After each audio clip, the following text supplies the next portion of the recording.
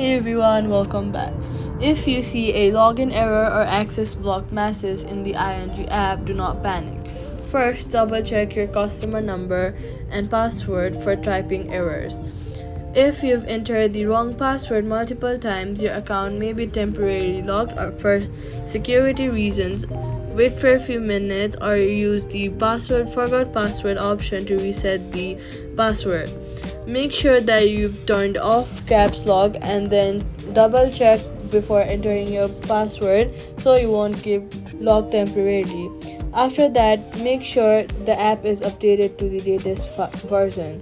Go to the App Store, search for the ING Australia Banking, and update the app. Updating your app ensures you have all the latest files and bug fixes, so update it. If the error continues, log in through the ING Internet Banking using a browser to check for alerts. For ongoing access issues, contact the ING's customer support to unlock your account, and that's it. Subscribe for more quick fixes.